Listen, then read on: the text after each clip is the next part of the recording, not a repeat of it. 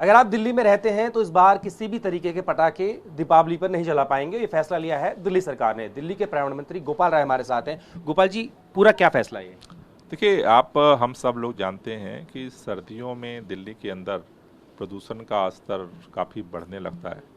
कल दिल्ली के अंदर AQI 45 था, लेकिन हम देखते हैं कि धीरे धीरे दिवाली के बाद ये 450 पहुंच जाता है। खतरनाक स्थिति हो जाती है।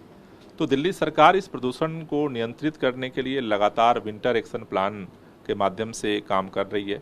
इस साल का विंटर एक्शन बनाने की प्रक्रिया शुरू कर दी गई है, जिसके तहत तमाम तरह की जो है योजनाएं सरकार बनाएगी और उस दिल्ली के लोगों के साथ मिलकर काम करेगी। जहां तक दिवाली पे जो पटाखे जलते हैं उसका जो प्रदूषण का जो योगदान होता है उसको कम करने के लिए दिल्ली के मुख्यमंत्री अरविंद केजरीवाल जी ने निर्णय लिया है कि इस बार भी दिल्ली के अंदर हर तरह के पटाखों के निर्माण, भंडारण, बिक्री, ऑनलाइन डिलीवरी और उसके जलाने पर पूर्ण प्रतिबंध रहेगा। पिछले 2 साल का जो अनुभव बता रहा है कि धीरे धीरे दिल्ली के अंदर जागरूकता बढ़ रही है, लोग इसको सपोर्ट कर रहे हैं और उसका परिणाम है कि दिल्ली का प्रदूषण लगातार कम हो रहा है। गोपाल जी, एक बात और बताइए कि इन दिनों चर्चा में भी है सनातन, और हिंदुओं का सबसे बड़ा त्यौहार दीपावली होती है।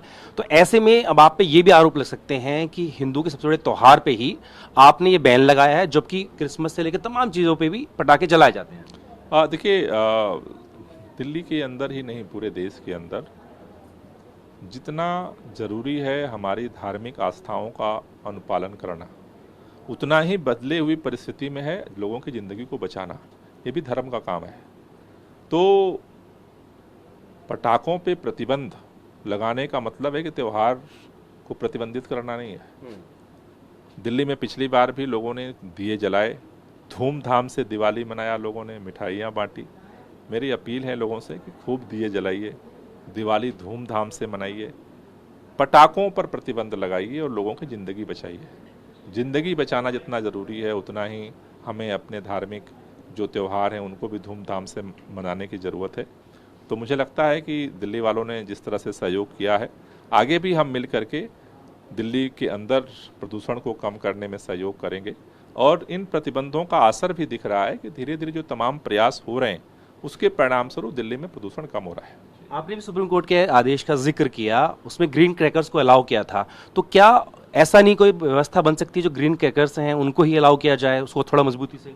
2018 में ये निर्णय सुप्रीम कोर्ट ने दिया था। उसके बाद 19 में जो परिस्थितियां बनी वो उससे कोई नियंत्रण नहीं दिखा।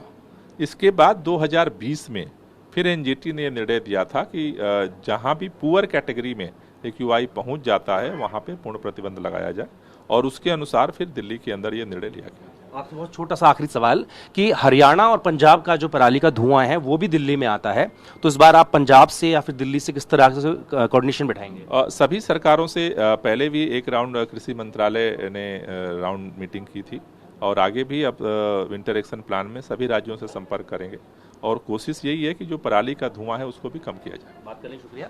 तो दिल्ली सरकार ने साफ कर दिया है कि दिल्ली में किसी भी तरीके के जो क्रैकर्स हैं उनको रखना, बेचना या फिर उनका इस्तेमाल करना पूर्ण रूप से प्रतिबंध है। उसको लेकर जो इन्फोर्समेंट एजेंसीज हैं उनको भी निर्देश जारी कर दिए गए हैं। अपनी वीडियो सहयोगी राजू यादव के साथ जितेंद्र भाटी, टीवी भारतवर्ष, दिल्ली।